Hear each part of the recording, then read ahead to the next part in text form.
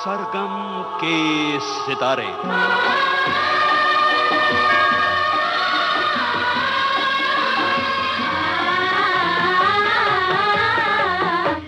Film संगीत का सुरीला सफरनामा।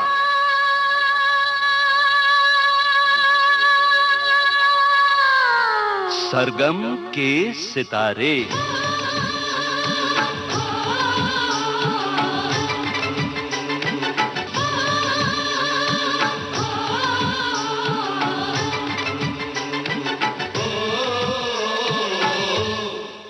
दोस्तों नमस्कार। कुछ समय पहले अनुभव सिन्हा की एक फिल्म आई थी 10। इस फिल्म के जरिए एक नए गीतकार ने सरगम की दुनिया में अपनी उड़ान भरी थी। उसकी आंखों में बातें, बातों में जादू, जादू में खो गए हम, हो गए बेकाबू। I looked at you, you looked at me, और हो गई मुश्किल।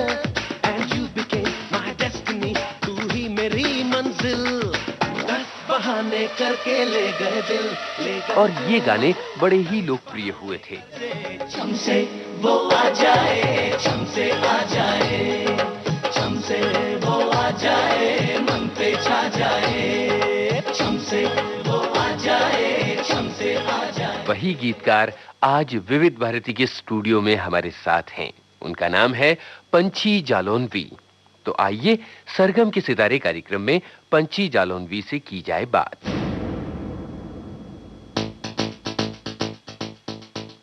जो शख्सियत इस प्रोग्राम में हमारे साथ हैं, उनके लिए एक शेर अर्ज करना चाहता हूं कि हमारे शहर में बेचेहरा लोग बसते हैं, कभी कभी कोई चेहरा दिखाई देता है। क्या बात है। पंछी साहब आदाब अर्ज़ है, बहुत स्वागत है। आदाब। पंछी साहब कैसा लग रहा है? विविध भारती के स्टूडियो में आप आए हुए हैं और रेडियो के जरिए अपने चाहने वालों से मुखातिब हो रहे हैं। बहुत अच्छा लग रहा है। मसर्रत और खुशी ये एक एहसास है जी। और जाहिर है कि इस एहसास को लफ्जों में जिस अंदाज में भी बयान किया जाए जी, समझ लेना चाहिए, क्योंकि एहसास की कोई शक्ल तो पेश नहीं की जा सकती। बिल्कुल। वाकई में बहुत खुश हूँ। पंछी साहब थोड़ी सी पिटी पिटाई सी बात जरूर लगेगी, लेकिन ये पूछना एक तो रवायत है, मन ये कह रहा है कि ये सवाल पूछ लिया जाए। जी और बिल्कुल। तीसरी बात ये है कि हमारे बहुत सारे लोगों को पता नहीं है कि पंछी जालौनवी का नाम आखिर कैसे पड़ा। देखिए, मैं काफी मर्तबा इंटरव्यूज में ये बात यूनुस भाई बता चुका हूँ जी जी। कि एक उर्दू शायरी की जब शुरुआत होती है तो ये मशरिक और मगरिब पूरा वो पश्चिम सभ्यता में शायरी में ये तमीज पैदा करने के लिए मशरिकी शायर कौन है, एक तखल्लुस यानी उपनाम का इंतखाब करना पड़ता है। जी, तो ये उपनाम पुरानी रवायत है उर्दू ये की। उर्दू शायरी की रिवायत है। तखल्लुस की शक्ल में मेरा नाम पंछी मैंने इंतखाब किया। वैसे आपका जो सही नाम है, असली नाम क्या है? असली तो यही है। तो नकली क्या है? आप पूछ सकते हैं सही नाम जो अच्छा लगे सुनने में। जिस नाम के साथ आप पैदा हुए थे। मैं सैयद अतहर हसन मेरा पूरा नाम है। जी हाँ। जाहिर है कि यही सुनने में अच्छा लग रहा होगा। नहीं, हमको पंछी सुनने में ज्यादा अच्छा, ज्यादा रूमानी, नाजुक और नर्म और उड़ान वाला नाम लगता है और शायराना भी लगता है थोड़ा जी। सा। वैसे पंछी ही तखल्लुस और इस तरह का नाम, पेन नेम आपने क्यों रखा? यूनुस साहब, मैं जहनी तौर पे बहुत ज्यादा सेकुलर हूँ जी। और पंछी नाम इसलिए मैंने चुना, इसलिए इसका इंतखाब किया क्योंकि ये पंछी जो होते हैं ये जरा सा सेकुलर होते हैं। क्या बात है, बहुत बढ़िया बात आपने कही। परवाज शायरी की एक बुनियादी चीज है। जी। परवाज एक इस्तियारा है, एक सिंबॉलिक है बिल्कुल। पंछी, तो मैंने पंछी नाम का इंतखाब। पंछी नाम का इंतखाब किया और वहां से आपकी परवाज शुरू होती है। जी। अपने शहर जालौन के बारे में हमें बताएं, किस तरह का आपका बचपन था और कैसी दुनिया थी जिसमें आपने अपनी आंखें खोली? देखिए, मेरे घर का माहौल बहुत ज्यादा अदबी और उर्दू जबान में घुला मिला। ये जो तलफ़ुज़ का अच्छा होना, जी जी। मैं जब उर्दू नहीं जानता था तब भी मेरा ठीक ही था, लोगों से सुना था मैंने। तो एक ऐसे परिवार में मैंने जन्म लिया, एक ऐसे घर में, एक ऐसे आंगन में आंख खुली है जहाँ पे उर्दू का बड़ा रिवाज था। आपसी बातचीत में भी जाहिर है कि उससे मोहब्बत थी मुझे। मेरे खानदान में बहुत से अदबी लोग गुजरे हैं जी।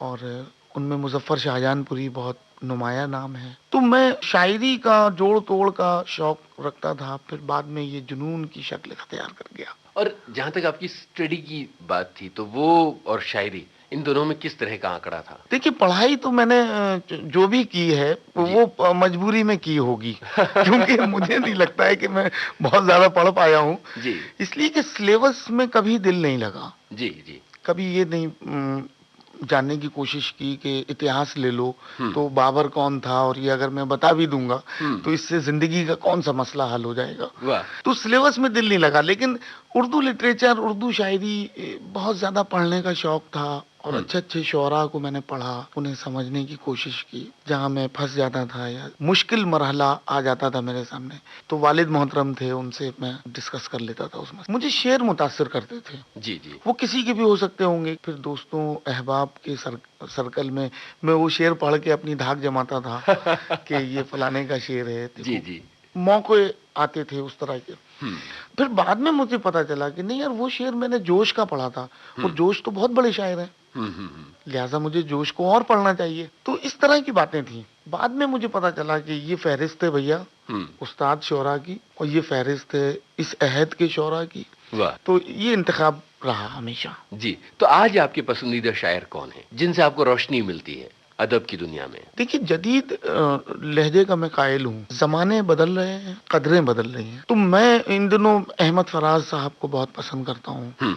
परवीन शाकिर को मैंने बहुत ज्यादा पढ़ा है जी। मुझे बशीर बद्र भी बहुत पसंद है। तो क्यों ना ऐसा करें कि हमारी इस बातचीत को थोड़ी देर के लिए रोकें और आपके किसी पसंदीदा शायर के अशार सुन लें किसी नामी आवाज में। बिल्कुल बिल्कुल बिल्कुल। तो गुलजार साहब को सुनना चाहेंगे, परवीन शाकिर को सुनना चाहेंगे, या अहमद फराज को सुनना चाहेंगे? फिलहाल तो मैं चाहूंगा कि गुलजार साहब का कोई बहुत ही खूबसूरत गाना सुनवा दीजिए।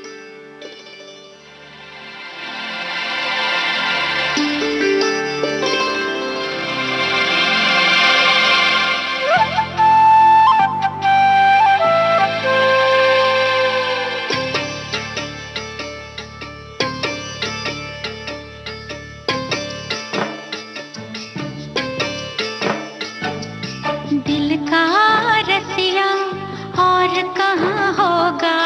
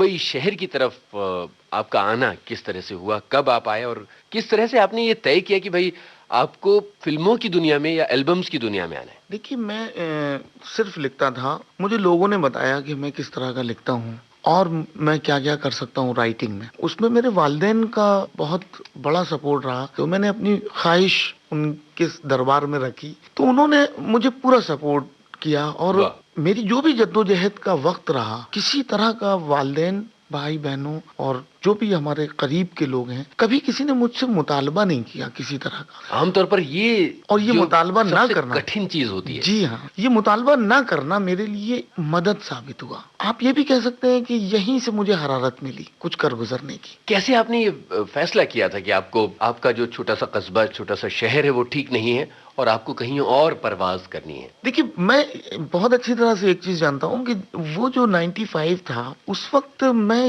इतना बड़ा तो नहीं था कि कोई जिंदगी का फैसला ले लिया जाए। उतने बड़े तो आप अभी भी नहीं लग रहे हैं।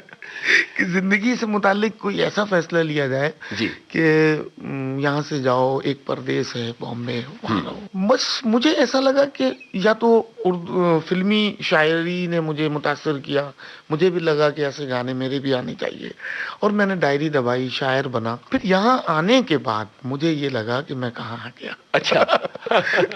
क्योंकि यानी झोंके में आप आ तो गए। जी हाँ, आप झोंके लफ्ज जो आपने इस्तेमाल किया, ये बिल्कुल सही लफ्ज इस्तेमाल किया जी, कि मैं आया झोंके में ही था, लेकिन झोंका बाद में यहाँ मुझे पता चला कि ये वन वे।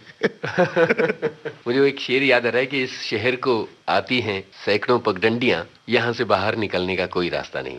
वाह वाह वाह, क्या बात है। तो पंछी साहब, जिक्र चला कि 1995 के दौर में आप वहां से यहाँ आ गए थे। जी हाँ। लेकिन आप शायर तो पहले ही बन चुके थे माशाल्लाह, और मुझे पता है कि आप मुशायरों में आपका आने जाना और पढ़ना शुरू हो गया था उस वक्त तक। हाँ जी। उस दौर को याद करके उसकी यादें जरा हमारे साथ बांटिए कि आपने पहला मुशायरा कब पढ़ा था? देखिए, पहला मुशायरा मैंने पढ़ा था, बस सिर्फ इतना ही याद है।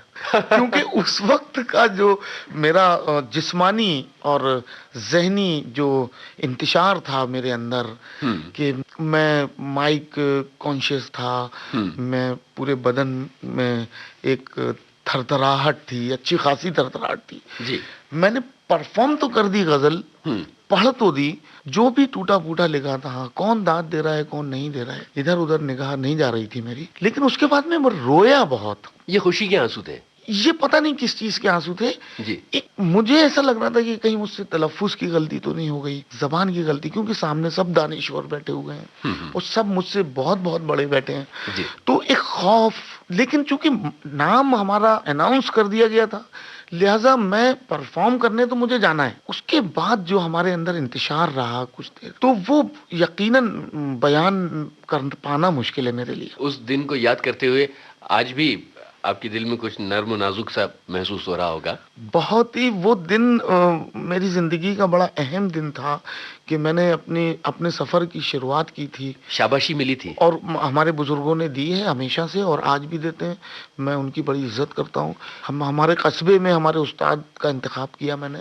जी, जी। निसार अहमद सागर साहब हैं, तो उनको मैं अपनी शायरी इस्लाह के लिए दिखाता था। निसार साहब बहुत ही मुशफिक उस्ताद हैं, बहुत ही सरपरस्ती रही उनकी मेरे साथ। तो ये निसार साहब का एहसान है जो हमारे कस्बे के उस्ताद थे। हम चाहेंगे कि आपकी कोई गजल हो जाए। इस वक्त आप गजल की चंद शेर हमारे सुनने वालों की नजर करें। बिल्कुल, मैं हाजिर करता हूँ आपके सामने। एक गजल है, मतला यूनिस जी मुलाहिजा करिए, आप सब की नजर कर रहा हूँ मैं। जी, इरशाद। हजार चाहा मगर फासला नहीं होता, हजार चाहा मगर फासला नहीं होता, वो दूर रह के भी मुझसे जुदा नहीं होता। वाह, क्या बात है। शेर है इसका। जी। किसी ने चांद हथेली पे रख दिया, वरना वाह, मेरे वजूद से सूरज खफा नहीं होता। क्या बात, क्या बात है, क्या बात। ये एक मतलब एक शेर मैंने। बहुत खूबसूरत, बहुत ही अच्छा है। शुक्रिया, बहुत बहुत शुक्रिया। बात चल रही थी 1995 की, जबकि आप इस बड़ी सी दुनिया में आए थे अपनी छोटी सी दुनिया को छोड़कर। जी। किस तरह का संघर्ष आपको करना पड़ा? वो शुरुआती दिन, वो दिन जब आप ट्रेन से उतरे होंगे और मुंबई शहर में आपने अपने कदम रखे थे, तो किस तरह के ख्वाब थे और किस तरह के कांटे थे? आंखों से ख्वाब का जो सैलाब था वो इतना ज्यादा था कि मेरी आंखों की वुसअत कम पड़ गई थी जब मैं बॉम्बे आया था। और रही बात कांटे कितने थे, परवीन शाकिर की एक बात मुझे याद आती है कि उन्होंने शेर में ये बात कही है कि पीछे बंधे हैं हाथ वाह, और शर्त है सफर, किससे कहूँ कि पाँव का कांटा निकाल दे। क्या बात है। इस शहर में आके मैंने ये महसूस किया। तो किस तरह से वो दिन गुजारे आपने? मुश्किलों का सामना तो करना ही पड़ता है। दिन मैंने मुख्तलिफ तरह से गुजारे हैं यहाँ पे। मैं एक अखबार से भी जुड़ा रहा और मुख्तलिफ अखबारों के लिए लिखता रहा। पैसे मुझे कम मिलते थे, लेकिन कम बहुत होते हैं क्या बात? सरवाइव करने वाह। के लिए। नहीं से तो बहुत ज्यादा होते हैं। इसलिए मैं लगा रहा, अखबारों के लिए लिखता रहा। मैंने कुछ छोटे मोटे कारोबार भी किए जिनमें मैं जिम्मेदारियों से बरी रहूं। वाह। कुछ इस तरह से कारोबार, मुसलसल लोगों को नॉक करना, मुसलसल लोगों से मिलते रहना, कम्युनिकेशन सिस्टम महंगे होना, मोबाइल मैं अफोर्ड नहीं कर सकता जी। और दूसरों को बेवजह इतना महंगा इनकमिंग कॉल दे नहीं सकता। मुझे ऐसा फील होता था कि मैं किसी शख्सियत को फोन करता हूँ तो वो मेरा फोन क्यों अटेंड करे जी। जब इतना महंगा है। तो बड़ी मुश्किलें थी और ये सारे एहसास थे, कैलकुलेशन थे, कब किसको क्या करना है। लेकिन मुसलसल जद्दोजहद का ये नतीजा है। खुशकिस्मती है कि मैं आज विविध भारती में बैठा हूँ और आपसे बात कर रहा हूँ। अरे साहब, तो पहली कामयाबी किस तरह की थी और कब मिली थी आप? पहली कामयाबी मुझे जल्दी मिल गई थी। अच्छा अच्छा। जी, मैं 95 में आया था। 97 में मेरा मितवा एक एल्बम जी, रूप रूप कुमार कुमार जी का। का। जी हाँ, तो बहुत कम वक्फे में मुझे एक बड़ी अपॉर्चुनिटी मुझे हाथ लग गई थी। किस तरह से रूप कुमार से आपकी मुलाकात हुई थी और किस तरह से चुनाव हुआ था कि आपको क्या लिखना है? कौन सा आपका गाना उस एल्बम में जा रहा है? देखिए, वो एल्बम कंप्लीट हो चुका था पूरा। ओहो। उसके 8 गाने कंप्लीट हो चुके थे और उसमें 8 राइटर्स थे और 8 गाने थे। कतील शिफाई साहब थे, कैसरुल जाफरी साहब थे, राहत इंदौरी साहब सिर्फ एक राइटर ऐसे थे जिनके 2 गाने थे उसमें। तो मैंने पहली मुलाकात में जब रूप साहब को अपना गाना सुनाया, अपना गीत सुनाया, तो रूप साहब ने मुझे उस गाने को रोकने के लिए कह दिया और वजह नहीं बताई गई मुझे। 2-4 रोज के बाद मैं मामूल के एतबार से उनको फोन करता हूँ। वो कहते हैं कि ये गाना मैं रख रहा हूँ अपनी एक प्राइवेट एल्बम में। तो इस तरह से वो गाना रिकॉर्ड हो गया मेरा। और वो फिर मितवा एल्बम में आया और मितवा उस वक्त का बहुत कामयाब, बहुत ही एल्बम था। कामयाब, बहुत ही कामयाब। तो बताएं कि वो कौन सा गीत था और कैसा लगा जब वो गीत रिकॉर्ड हो गया? क्योंकि बहुत सारे सपने लेकर आप मुंबई में आए थे और आपका कहना है कि कामयाबी बहुत जल्दी मिल गई थी। वो किस तरह के एहसास थे जिन दिनों ये गीत रिकॉर्ड हुआ उस एल्बम के लिए? मेरा जब गाना रिकॉर्ड हो रहा था तो मैं हर मरहले में रूप जी के साथ था जी। और उन्होंने वाकई मुझे बहुत ही मोरल सपोर्ट या हर तरह से मेरी हेल्प की है इस शहर में, बॉम्बे में। तो गाना सीक्वेंस हो रहा है तो भी मैं साथ में हूँ, गाना प्रोग्राम हो रहा है तो भी मैं साथ में हूँ। तो बड़ा मजा आता था। वो सरगर्मियां थी कि आज स्टूडियो जाना है, आज गाना रिकॉर्ड होगा, तो बहुत खुशी का एहसास था। लेकिन मुझे जब मेरा गाना फाइनली मैंने सुना रिकॉर्ड होने के बाद, तो मुझे ऐसा लगा कि मेरी माँ की कोई दुआ कबूल हो गई है। वाह वाह वाह वाह, क्या बात है। बहुत बहुत खूबसूरत बात आपने कही है जी। आपने घर में अपनी माँ को इसकी खबर दी? मैंने सबसे पहले माँ को खबर दी जी। गाना जैसे ही इंतखाब हुआ रिकॉर्ड के लिए, तब मैंने माँ को खबर दी। जब रिकॉर्डिंग मरहले पर पहुंचे हम, तब मैंने माँ को खबर दी। वाह। तो हर मरहले पे, जिंदगी में कामयाबी का कोई मरहला ऐसा नहीं है, इवन विविध भारती स्टूडियो पहुंचने तक वाला मरहला, जी जी, जो आज का मरहला है, इस मरहले तक को मैं अपनी माँ को इन्फॉर्म किए बगैर नहीं जाता हूँ कहीं। बहुत सही, बहुत सही। वालिदैन वालिद को इन्फॉर्म करता हूँ, माँ को इन्फॉर्म। बहुत अच्छी बात है। और ये मुझे लगता है कि आज की जनरेशन जब ये बात सुनेगी कि आप कितनी कद्र करते हैं अपने माँ बाप की, तो उनको इस ख्याल से रोशनी तो जरूर मिलेगी। बिल्कुल। और मैं चाहूंगा कि हर इंसान को वालिदैन से ज्यादा कीमती चीज कोई नहीं मिल सकती है। बहुत सही, बहुत अच्छे मोड पर हैं हम इस वक्त। मितवा एल्बम का आपका वो पहला गाना जो कहीं भी रिकॉर्ड हुआ था, उसे सुन लिया जाए। कलियां ही खिलती न गुंचे चटकते, न मौसम खिज़ां के बहारों में ढलते, न कलियां ही खिलती न गुंचे चटकते, न मौसम खिज़ां के बहारों में ढलते, न बिजली चमकती न बरसात होती, न बिजली चमकती न बरसात होती, न तुम मुस्कुराते ना ये बात होती।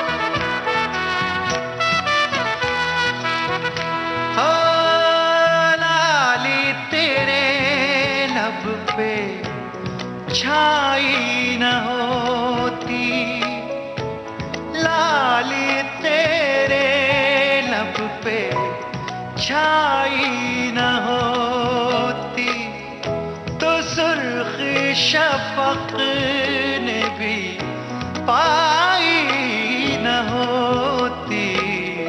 न जुल्फों के बादल घटा बन के छाते न मौसम बदलते न सावन आते न दिलकश फिजाएं हंसी रात होती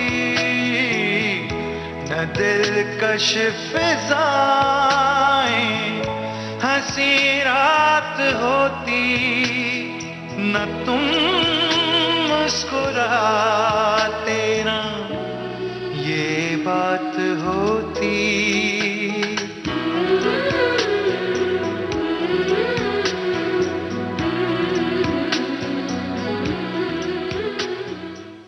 अब ये बताएंगे, रूप कुमार ने मितवा तो गा लिया और ये एल्बम बहुत ज्यादा कामयाब हुआ, मशहूर हुआ, इससे आपको कितना फायदा मिला और आपकी जद्दोजहद में कितनी आसानी हुई? एक फायदा तो सबसे बड़ा जो हुआ वो ये हुआ कि रूप जी ने अगली एल्बम के लिए मेरा इंतखाब कर लिया जी और उसका नाम था मोहब्बत हो गई। रूप कुमार राठौर साहब जैसी शख्सियत के साथ जुड़ने के बाद एक बात तो ये हो जाती है कि हम किसी से कुछ कहने लायक हो जाते हैं कि मुझे रूप जी ने गाया है। अब जब रूप साहब मुझे गाते हैं, लोगों का अपना कैलकुलेशन है, वो ये समझ जाते हैं कि जब उसने गाया है तो कुछ अच्छा ही गाया होगा। तो एक फायदा तो ये हुआ। दूसरा फायदा ये है कि रूप जी की अगली एल्बम के लिए मेरा इंतखाब हो गया। तो मुख्तलिफ इस तरह के फायदे हैं जी। असल में रूप जी बड़े कदरदान लोगों में उनका शुमार होता है और उनके कांटेक्ट में उस वक्त जितने शोहरा थे, जिन जिन से उन्होंने कुछ वादे किए हों, उन सब को उन्होंने अपनी हर एल्बम में मौका दिया और ये मेरे लिए खुशी की बात थी, ना कि ये कि मुझे एक गाना लिखने का मौका मिला। और उनकी खास बात यह है कि अगर उनको कोई गीत या कोई आर्टिस्ट, कोई फन पसंद आ जाए तो वो उसको पूरी तवानाई के साथ में अहमियत देते हैं बाकायदा। तो अब मोहब्बत हो गई है से जो आपका नगमा था इस एल्बम में, वो सुना जाए। बिल्कुल बिल्कुल। चला तीर आंखों से बना दिल निशाना, चला तीर आंखों से बना दिल निशाना, गजब हो गया उनसे नजरें मिलाना।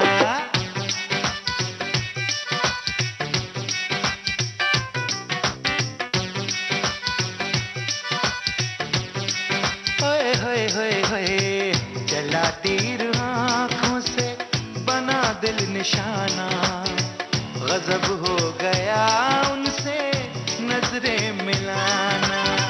नजर का ये धोखा है, हकीकत नहीं है, समझते हुए भी हुआ दिल दीवाना, दिल दीवाना, दिल दीवाना, दीवाना दीवाना दीवाना दीवाना। गजब हो गया उनसे नजरें मिलाना।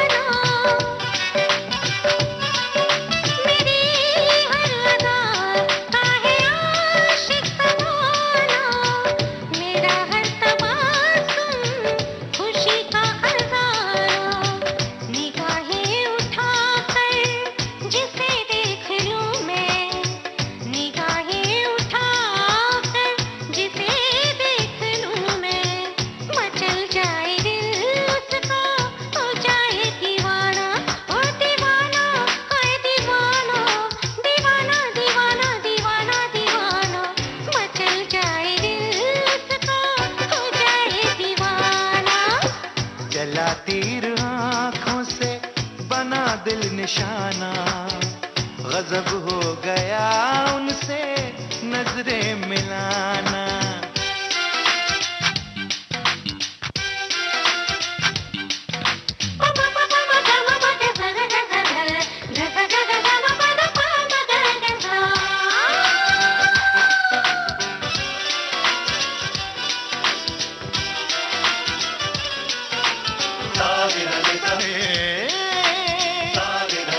रे मा पा दा नि दा मा, मा पा गा मा दा गा, नि नि दा दा दा नि पा, गा गा मा पा नि पा दा दा नि पा, मा पा गा मा सा गा नि।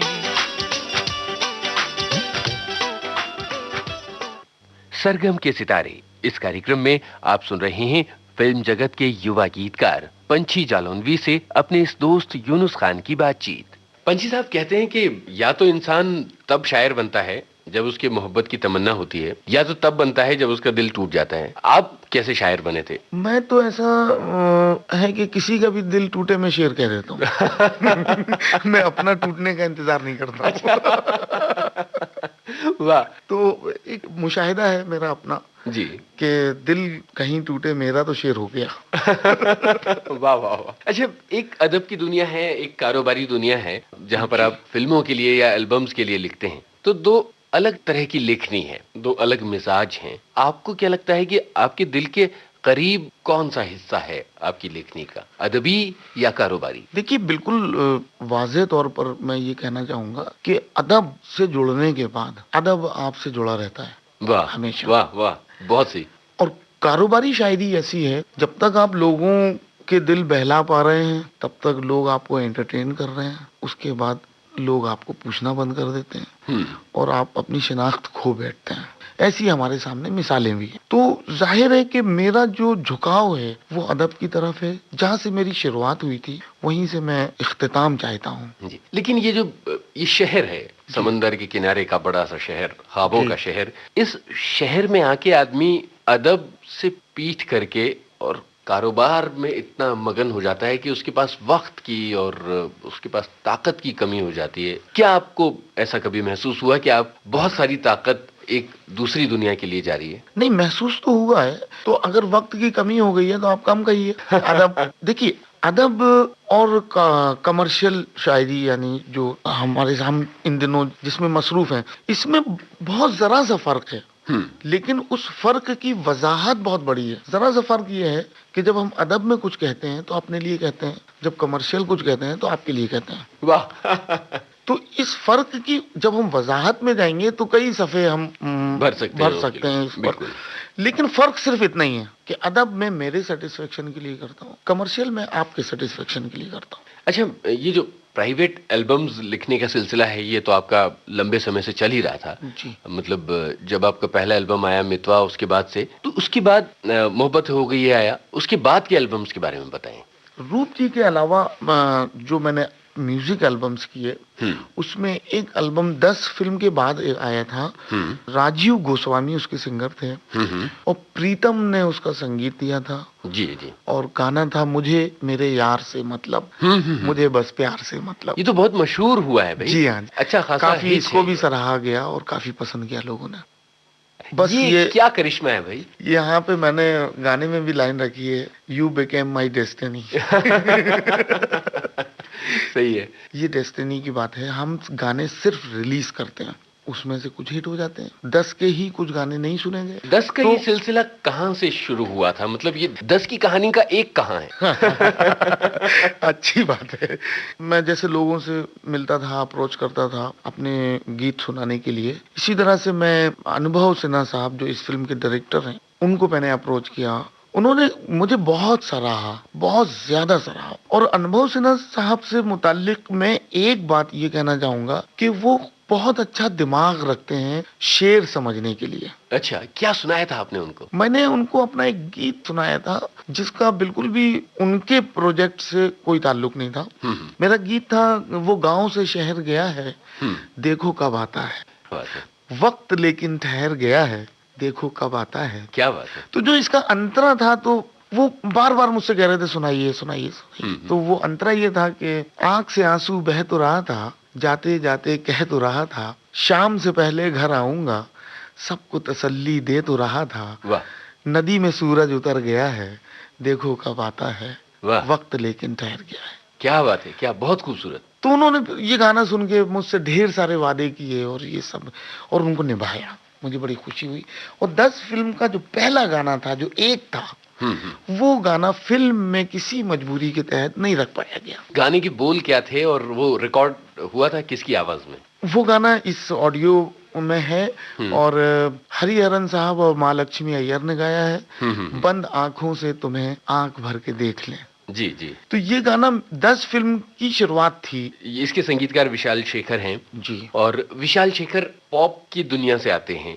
वो बहुत मॉडर्न म्यूजिक डायरेक्टर हैं। रैगे और रैप की जो स्टाइल है उसके मास्टर्स हैं। वेस्टर्न इन्फ्लुएंस बहुत है। आपने ट्यून्स पर लिखा है या आपके लिखे पर ट्यून्स बनी हैं, ये माजरा क्या है? देखिए, विशाल शेखर बड़े ही दोस्त परवर लोग हैं। वाह। और मैं उनसे पहली मुलाकात में बहुत ज्यादा मुतासिर हुआ था और जाहिर है कि वो भी हुए होंगे, तब तो बात बनी है। जी। असल में था ये कि कुछ भी नहीं था कि धुन पे गाने लिखने हैं या लिख लो फिर धुन बनेगी। मेरी जो मश्क थी, जो 8 साल 10 साल से मैं कर रहा था, शायद वो काम आ गई। और मैंने विशाल शेखर से कहा कि देखिए, दोनों काम करते हैं, आप धुन में भी बनाइए, मैं गाने भी लिखता हूँ, जो चीज ज्यादा अच्छी हो, बेटर लगेगी, उस पर वो काम होगा। तो मैक्सिमम काम धुनों पर हुआ एकदम। इश्क तो है, इश्क तो गले से लगा ले।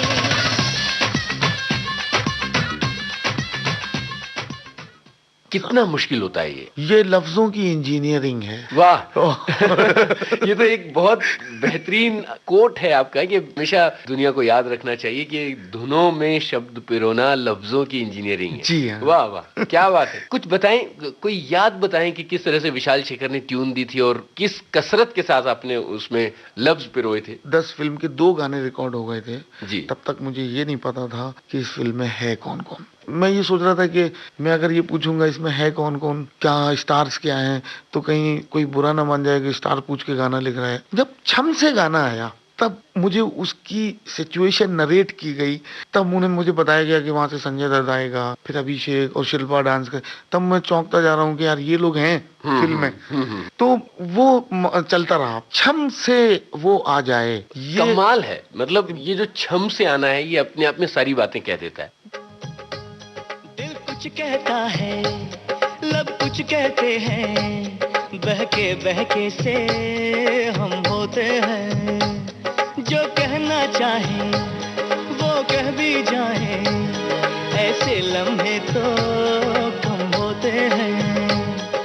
प्यार में कोई नई बात नहीं, ये ऐसा जो हो जाए, ढूंढे निगाह जब हर पल उसको अपना दिल खो जाए, आंखों में जो चेहरा उसका थोड़ा सा धुंधला है रे, छम से वो आ जाए, छम से आ जाए, छम से वो आ जाए, मन पे छा जाए, छम से वो आ जाए, छम से आ जाए।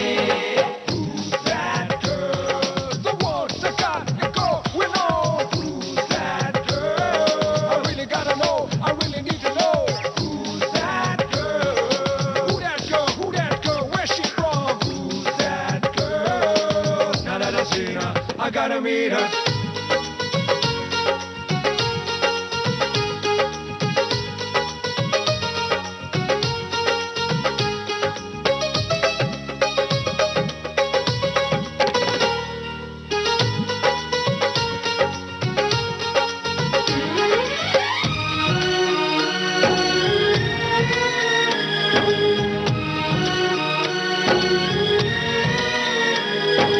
मौसम का हर अंदाज भी तेरी अदा बन गया,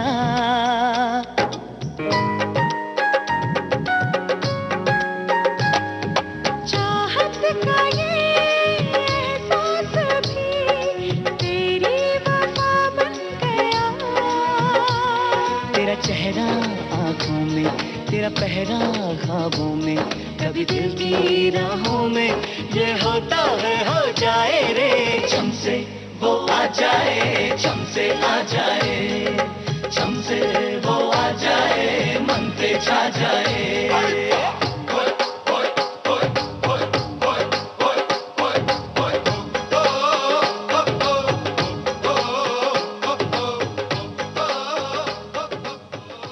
ये एक कोशिश है, ये धुन पर था, और धुन मुझे जिन डमी लफ्जों के साथ दी गई थी वो इतनी ज्यादा चस्पा थी उस धुन के साथ में कि उससे बाहर निकलने में हम लोगों को काफी एक्सरसाइज करनी पड़ी। मैंने कहा कि सिन्हा साहब सिर्फ इस गाने के लिए मुझे बहुत ढेर सारा वक्त चाहिए, क्योंकि इसकी धुन के साथ जो डमी लफ्ज चिपके हुए हैं वो इतने ज्यादा चस्पा है कि मैं अपने आप को बाहर निकाल भी ले रहा हूँ तो ये डमी लफ्ज मुझ में से बाहर नहीं निकल रहे। फिर उसके बाद काफी एक्सरसाइज हुई है इस गाने पर। हम विविध भारती में हैं और ये हमारे श्रोताओं के हजारों खत और हमारी ख्वाहिशें ये सब मिल जाते हैं तो ये गाने बहुत बजते हैं। बिल्कुल बिल्कुल बहुत बजे हैं और ये समझ लीजिए कि हम लोगों की जुबान पर चढ़े हुए हैं। इतने आसान गाने कैसे लिख लेते हैं आप? दिल कुछ कहता है, हम कुछ कहते हैं, इतनी आसान बात है, लेकिन छम से वो आ जाए जब होता है तो दिल में वाकई कुछ कुछ हो जाता है। देखिए, आसान लिखना थोड़ा सा मुश्किल लिखने से ज्यादा मुश्किल है।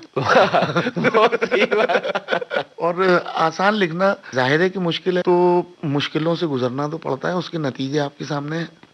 ये जो आजकल की रवायत है और ये इसमें इसका भी और कुछ और फिल्मों के गानों का योगदान है कि अंग्रेजी के लफ्ज बहुत सारे गाने में मिक्स होते हैं और हिंदी के वर्ड्स होते हैं। तो ये मुश्किल चीज है या ये आसान चीज है या ये किस तरह से होता है ये सब? देखिए, अंग्रेजी तो मैं समझता हूँ कि हमारे देश में बहुत सारे लोग समझते हैं, अरबी तो बिल्कुल नहीं, कम लोग समझते हैं। जी जी। उन लफ्जों को भी हमने इस्तेमाल किया, हमने से मुराद फिल्म वालों ने, जो बगैर समझे गुनगुनाए गए, बगैर समझे हिट हुए। मर्डर का गाना हमारे सामने मिसाल है।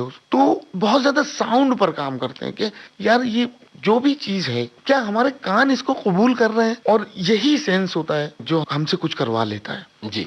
तो अगर हमारे कान कबूल कर रहे हैं तो मैं समझता हूँ कि अच्छी बात है। जी, जिस तरह से 10 बहाने का जो टाइटल है जिसमें हे नाउ जो वर्ड्स आते हैं, तो ये आपको उर्दू शायरी के साथ अंग्रेजी का मेल जोल करना पड़ा, कितना मुश्किल है ये सब? जी, जाहिर है कि मुश्किल है, अंग्रेजी मेरी जबान नहीं है जी। और बस इतना है कि अंग्रेजी थोड़ी बहुत आती भी है जी। ऐसी बात भी नहीं है जी। और या ऐसा भी नहीं है जितनी मैंने इस्तेमाल की है इतनी ही आती है।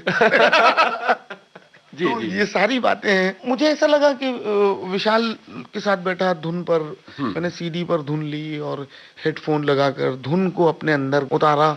उतारने के बाद में फिर सीडी से कोई मतलब नहीं रहा, पूरा मेरे अंदर थी धुन, ट्रांसफर हो गई। हाँ। तो मैं क्या क्या कर सकता हूँ वो मैंने किया और हर वेरिएशन मैं फोन पर डिस्कस करता था, अनुभव सिन्हा साहब से भी, विशाल शेखर से। तो कितने मुखड़े, कितने अंतरे तैयार किए होंगे आपने? मैंने मुखड़े या अंतरे नहीं तैयार किए, मैंने कई शक्ल में गाने लिखे। हर गीत का फॉर्मेट अलग रखा, उसका लुक अलग रखा। 2-3 ऑप्शन भी अगर मैंने लिखे हैं इस गाने के लिए तो वो थोड़ा सा मुश्किल हो गया, लेकिन ये 10 फिल्म का आखिरी गाना था। यानी यूं कह लीजिए कि ये गाना ही नहीं था किसी जमाने में फिल्म। कौन सा टाइटल वाला? Title track.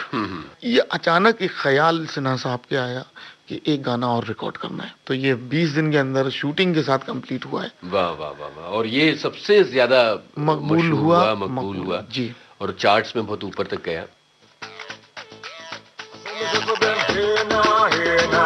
Everybody put your hands up in the air now, hey now, hey now. Everybody put your hands right up and say. उसकी आंखों में बातें, बातों में जादू। Hey now, hey now. Say hey now, hey now. उसकी आंखों में बातें, बातों में जादू। जादू में खो गए हम, हो गए बेकाबू। I looked at you, you looked at me, और हो गई मुश्किल। And you became my destiny, तू ही मेरी मंजिल। 10 बहाने करके ले गए दिल, ले गए दिल। 10 बहाने करके ले गए दिल। 10 बहाने करके ले गए दिल, ले गए दिल। 10 बहाने करके ले गए दिल।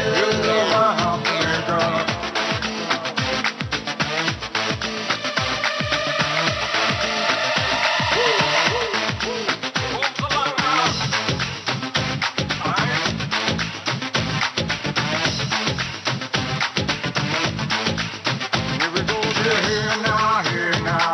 Everybody put their hands up in the air now, hey now, hey now. Everybody put their hands all up and say.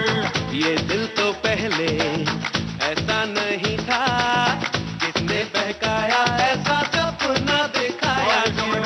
ये आंखें मेरी देखे उसी को, सोचे बिना ही उसे अपना बनाया क्यों? जीना तो मरने से अब है कहीं मुश्किल, खुद को जो खोया तो वो हो गया हासिल। 10 बहाने करके ले गए दिल, ले गए दिल। 10 बहाने करके ले गए दिल।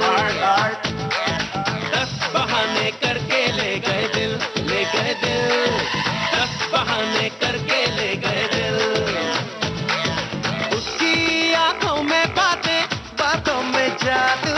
जादू में खो गए हम, हो गए बेकाबू। I looked at you, you looked at me, और हो गई मुश्किल। And you became my destiny, तू ही मेरी मंजिल। 10 बहाने करके ले गए दिल, ले गए दिल। 10 बहाने करके ले गए दिल। 10 बहाने करके ले गए दिल, ले गए दिल। 10 बहाने करके ले गए दिल। Say hey now, hey now. Everybody put their hands up in the air now, hey now, hey now. Everybody put their hands all up and say. 10 बहाने करके ले गए दिल, ले गए दिल। 10 बहाने करके ले गए दिल। अब एक सबसे मुश्किल सवाल, इस पूरी सीडी में से आपको सबसे ज्यादा पसंद कौन सा गाना है? शायर के करीब कौन सा गाना है? वो सवाल अब कंप्लीट हुआ आपका। देखिए, मेरे करीब तो जाहिर है कि वही गाना है जो मैंने इस एल्बम में पहला लिखा था। पहला गाना जानिया वे, हरिहरन साहब ने जो गाया है। तो ये भी सुन लिया जाए। दूसरी बात, ये भी जरूरी बात है कि ये शानदार गाने आपने हमें दिए और इसकी आदत लगा दी है आपने, अरे तो अब ये सिलसिला जारी रहना चाहिए। मैं आइंदा भी ये कोशिश करूंगा कि आप तक इस तरह के गाने पहुंचते रहें। बन बंद आँखों से तुम्हें आँख भर के देख ले,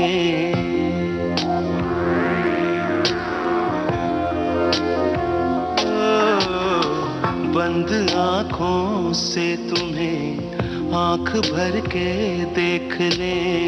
दिल जो कहता है चलो आज करके देख ले, कतरा कतरा अपनी खुशबू सांसों में घुल जाने दे, बंद आँखों से तुम्हें आँख भर के देख ले। दिल जो कहता है चलो आज करके देख ले, कतरा कतरा अपनी खुशबू सांसों में घुल जाने दे, जानिया वे,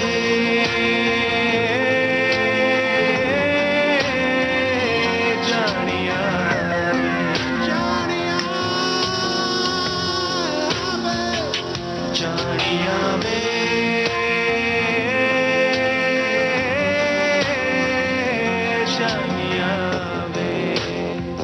जानिया।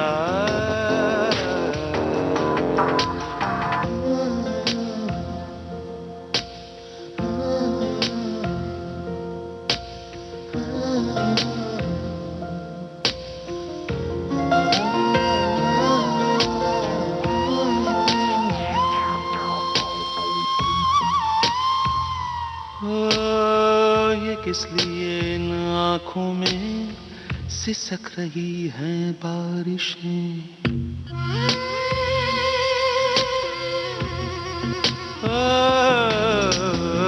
ये किस लिए इन आँखों में सिसक रही है बारिशें, पिघल गई है आरज़ू बरस रही है ख्वाहिशें, गुजरते वक्त ने छोड़े कई धुंधले से लम्हे भी, गमों के साए में गूंजे कई खुशियों के नगमे भी, जहाँ खोई थी नींदें भी वहीं बिखरे हैं सपने भी, वहीं बिखरे हैं सपने भी, शबनमी से इन लबों की आग में जल जाने से,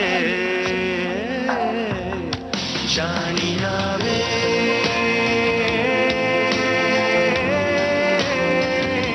जानिया वे, जानिया वे, जानिया वे,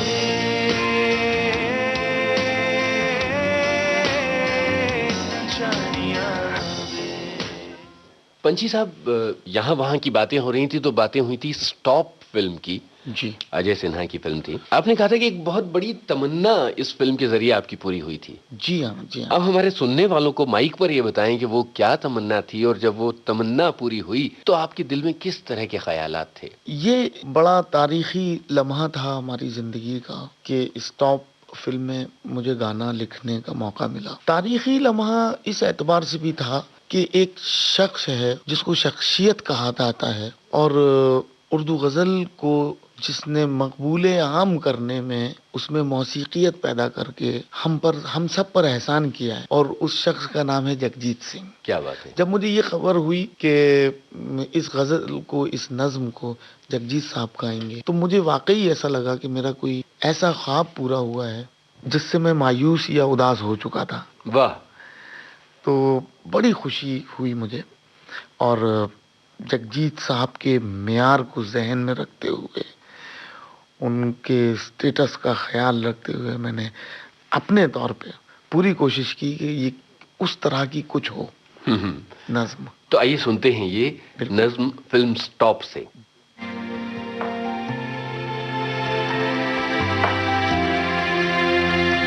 एक खलिश दिल की क्या से क्या कर गई, खुशियों की आंख में बारिशें भर गई, लोग अपनों से भी बेखबर हो गए, खुशबुएं छूने के शौक में खो गए, खुशबुएं छूने की शौक में खो गए, पाके जुगनू जरा रोशनी के लिए, दिल तरसता है अब जिंदगी के लिए।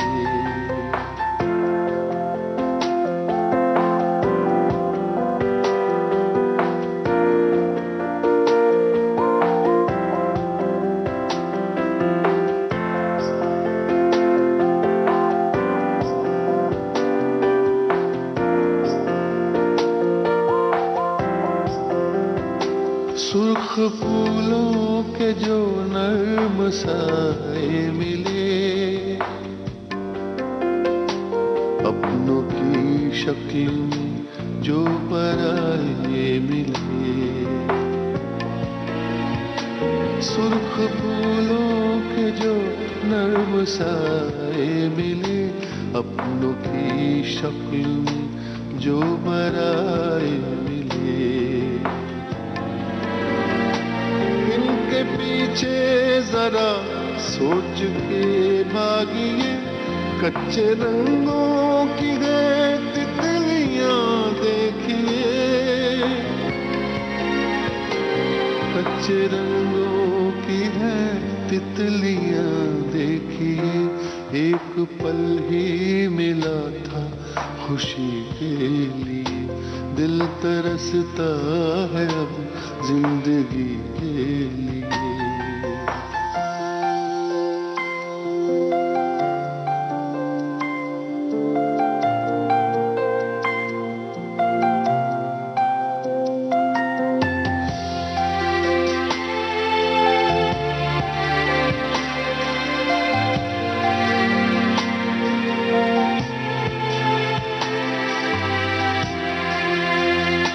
एक ख्वाहिश में थी सैकड़ों आंधियां,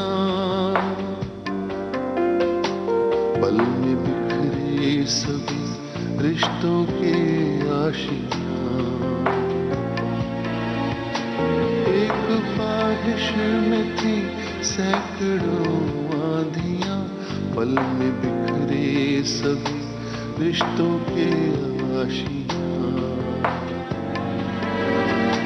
प्यासे लब का यही सबको हासिल मिला, जुस्तजू दरिया थी खुश्क साहिल मिला, जुस्तजू दरिया थी खुश्क साहिल मिला, खो के नींदें किसी अजनबी के लिए, दिल तरसता है अब जिंदगी के लिए।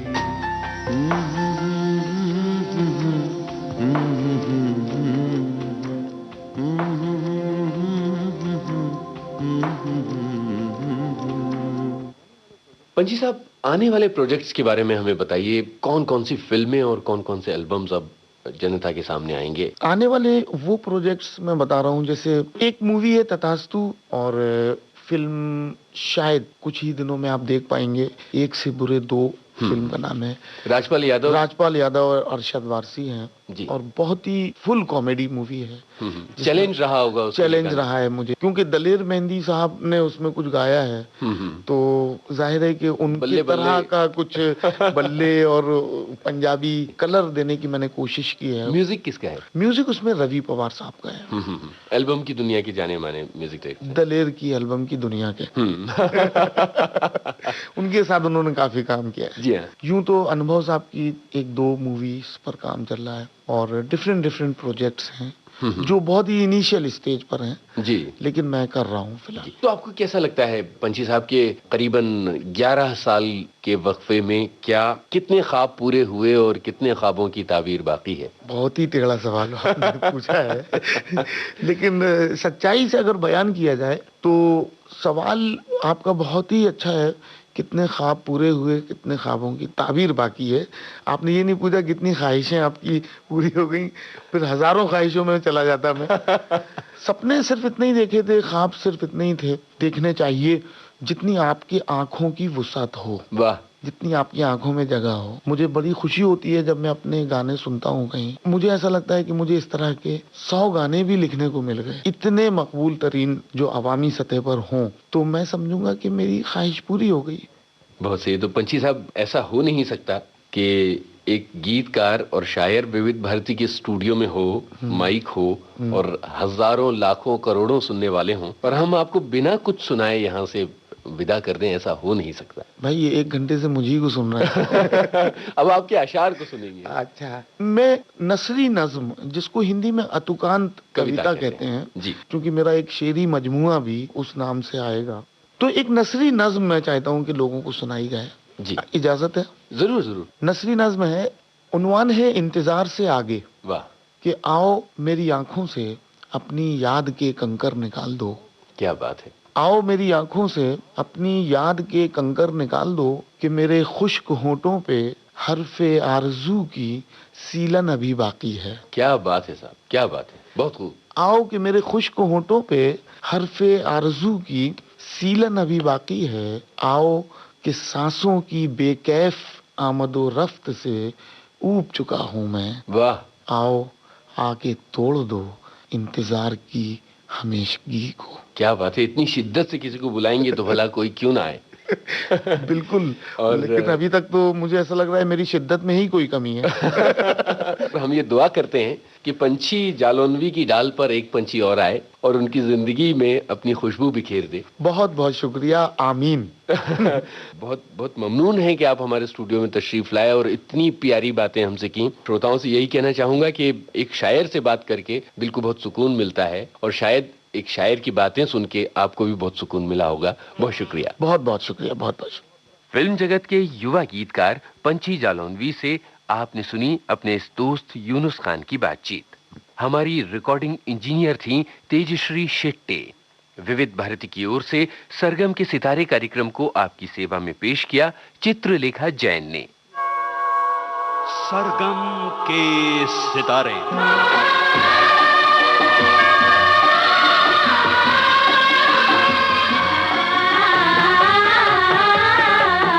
फिल्मी संगीत का ये सफरनामा अगले हफ्ते भी होगा, जरूर सुनिएगा।